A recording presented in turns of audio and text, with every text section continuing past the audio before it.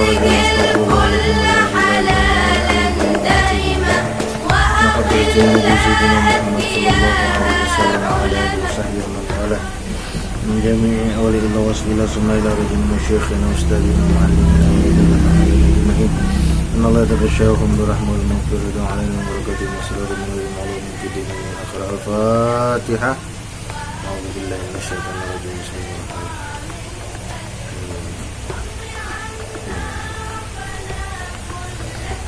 Assalamualaikum warahmatullahi wabarakatuh. Bismillah, alhamdulillah, salatu wassalamu ala rasulillah Sayyidina Maulana Muhammad ibn Abdullah wa ala alihi wa sahbihi wa man wala.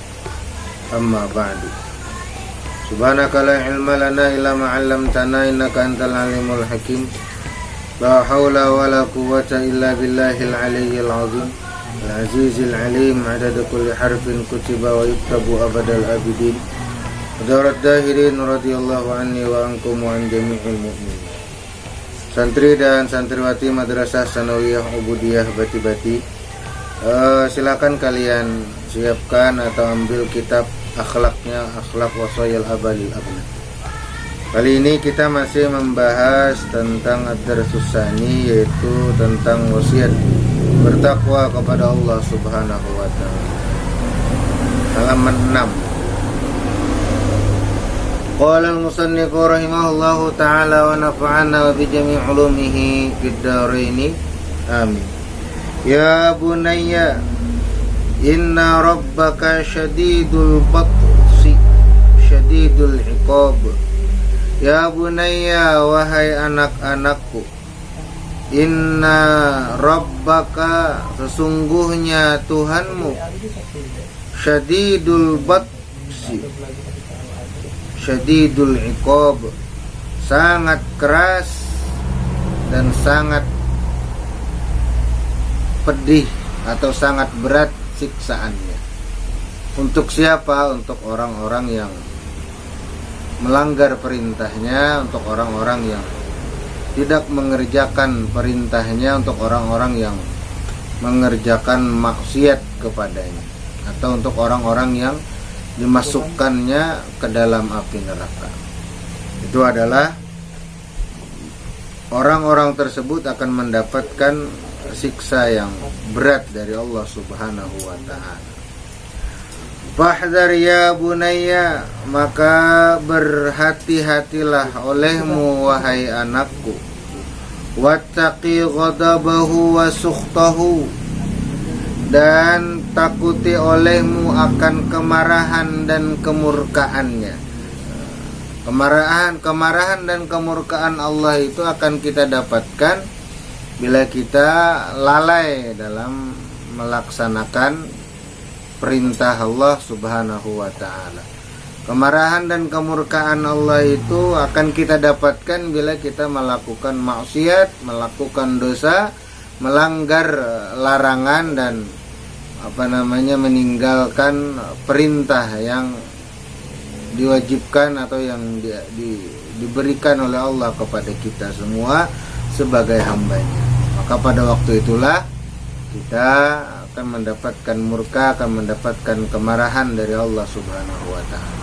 Maka dari itu, wahai seluruh santri dan santriwati sekalian, janganlah kalian meninggalkan sholat, janganlah kalian meninggalkan ibadah, janganlah kalian mengerjakan maksiat, janganlah kalian mengerjakan dosa, karena dengan perbuatan-perbuatan itu kita akan mendapat murka dan mendapat marah dari Allah Subhanahu wa ta'ala. Kalau Allah sudah marah kepada kita, maka kita akan mendapatkan kerugian dunia dan akhirat. Nah, ketahuilah nanti di akhir hayat kita, apa yang sering kita kerjakan, maka itulah nanti yang akan menjadi akhir umur kita. Kalau kita sering bersolawat, kalau kita sering berzikir, maka itulah yang akan kita dapatkan di akhir hayat nanti. Dan juga mengetahui bagaimana posisi kita di hadapan Allah Subhanahu wa ta'ala sekarang ini, Nah, kemanakah pekerjaan kita, lebih condong kemana pekerjaan kita? Apakah pekerjaan kita lebih condong kepada dunia, maka berarti Allah Ta'ala sedang jauh dengan kita. Kalau kita sedang dalam keadaan menuntut ilmu, dalam keadaan beribadah, berarti Allah Subhanahu wa Ta'ala sedang dekat dengan kita. Ya, itu saja yang berkaitan dengan hal ini. Kemudian wala yaghurrannaka hilmuhu, dan janganlah engkau tertipu dengan sifat hilimnya Allah, dengan sifat lambat marahnya Allah. Jangan kita sampai tertipu hanya karena Allah lambat memberikan siksa kepada Mbah. Anda kada apa-apa, Anda kada sembahyang makan aja ndak, Anda kada sembahyang kau aja nang kaya orang. Nah, itu tertipu ngarannya. Tertipu Allah Ta'ala dilihatakan aja dulu. Coba abah lawan mama tuh. Abah lawan mama pas kita melakukan satu kesalahan, dilihatakan sidin aja dulu. Tapi kena awas. Bila sampai sidin sarik, nah itu. Nah, jadi Allah Ta'ala juga seperti itu. Jangan sampai kita tertipu dengan Allah Ta'ala yang bersifat hilim, bersifat lambat marah. Nanti kalau kita mendapatkan siksa, mendapatkan azab, mendapatkan hukuman, maka siksa, azab, dan hukuman itu akan berat yang akan kita rasakan. Fa innallaha yumli lil-zalimi hatta idza akhadahu lam yuflithu. Maka sesungguhnya Allah yumli lil-zalimi, menunggu atau menangguhkan bagi orang yang zalim akan siksanya, hatta idza akhadahu, sehingga apabila Allah menyiksa akan dia, lam yuflithu, niscaya Allah tidak akan melepaskannya. Jadi orang yang berbuat zalim itu artinya meletakkan sesuatu bukan pada tempatnya.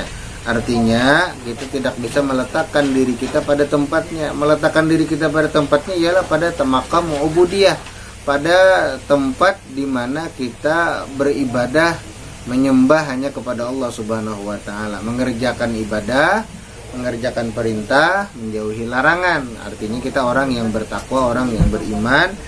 Nah, kalau demikian, orang zalim berarti orang yang tidak taat, tidak melaksanakan perintah Allah, selalu mengerjakan larangan Allah, maka orang itu adalah disebut dengan orang yang zalim. Nah, orang yang zalim tadi dilihatakan, yumli, ditangguhkan oleh Allah Ta'ala. Allah menangguhkan, menahan siksa untuk orang itu. Kemudian kalau Allah Ta'ala sudah menyiksa orang itu, maka Allah tidak akan melepaskan orang itu dari siksaannya. Na'udzubillah. Ya bunayya, wahai anak-anak, inna fi ta'atillahi minal ladzati warrahati ma la yu'rafu illa bitajribati. Inna fi ta'atillah, sesungguhnya dalam mengerjakan taat kepada Allah, minal ladzat, ialah sebahagian daripada kelezatan, warrahah, dan kesenangan, ma la yu'rafu, yang tidak engkau dapatkan akan kelezatan dan kesenangan tadi, illa bitajribah, kecuali dengan melalui ujian yang berat. Jadi hendak nyaman rasanya beribadah, atau hendak mendapatkan halawatul iman, hendak mendapatkan rasa nikmat, rasa lezat, rasa senang dalam beribadah, maka kita harus melalui dulu yang namanya ujian.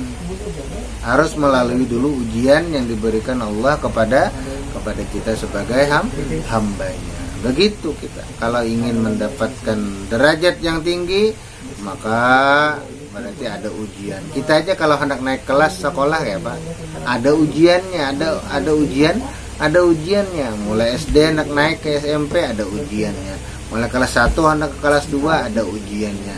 Mulai SMP hendak ke SMA ada ujiannya. Begitu seterusnya sampai kita mendapat predikat misalnya S1 atau yang lainnya, ada terus ujiannya. Begitu juga kita, derajat kita di mata Allah Subhanahu wa taala. Kalau ingin naik derajat kita di mata Allah Subhanahu wa taala, maka kita akan mendapatkan ujian. Hendak nyaman beribadah, hendak nikmat beribadah, maka kita harus melalui ujian yang diberikan oleh Allah Subhanahu wa taala kepada kita.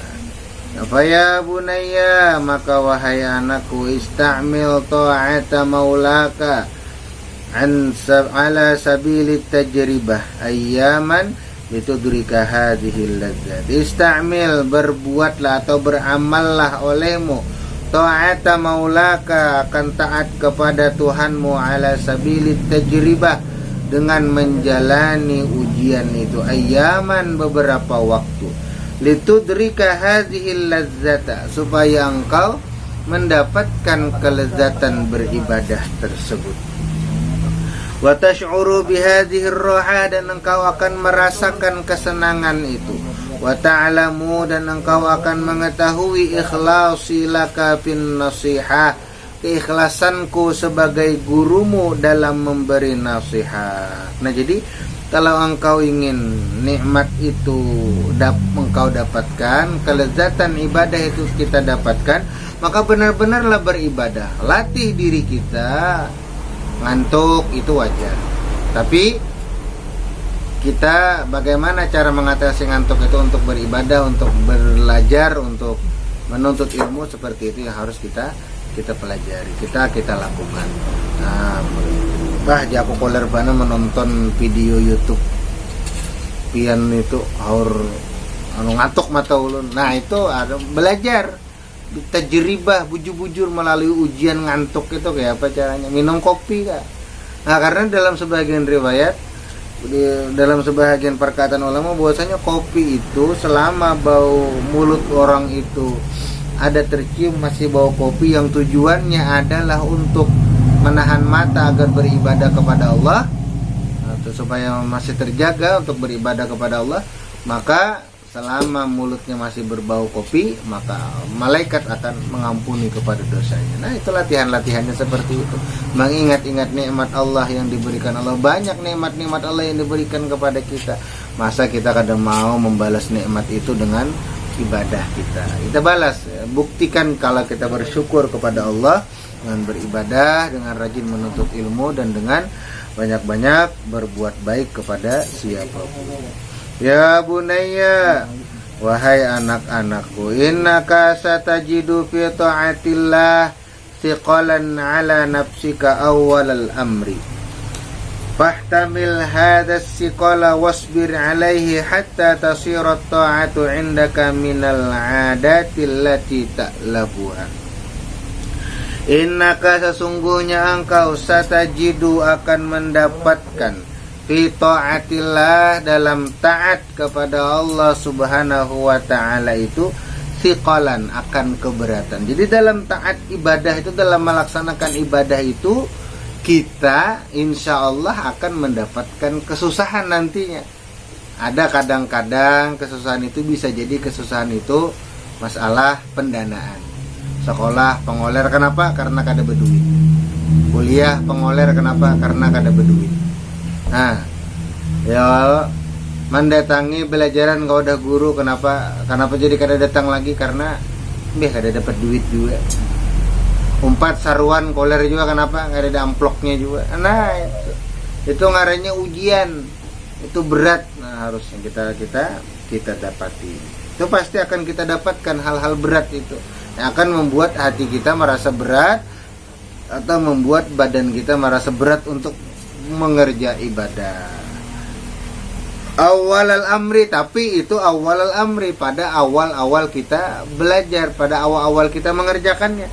Fahtamil hadas siqal, maka rasakanlah keberatan itu, tanggunglah berat itu, wasbir alaihi, dan hendaklah engkau bersabar atasnya, hatta tasirat ta'ah, sehingga jadilah ketaatan itu indaka, di sisimu, minal adat, menjadi kebiasaan, allati ta'lafuha, yang engkau susun akan dia. Jadi kalau kita merasa berat, merasa susah, merasa sulit untuk melaksanakan satu amalan, satu ibadah, maka terus lakukan sehingga menjadi sebuah kebiasaan. Kalau sudah jadi kebiasaan, insya Allah apa yang akan kita lakukan itu akan menjadi ringan kepada kita. Kita telah kayak Ikam loh. Mungkin santri dan santriwati banyak yang menghafal Yasin itu kada sengaja menghafalnya. Kenapa jadi kada sengaja? Karena kerancakan membaca di sarwan. Nah, kerancakan membaca di sarwan, lalu hafal. Nah itu, kayak itu juga ibadah nang lainnya. Gawi terus tunggal dikitan, kebiasaan terbiasa, akhirnya akan menjadi ringan. Itu juga sembahyang tuh pemulaannya aja berat. Nah, pemulaan, coba rasakan dulu sampai 40 hari.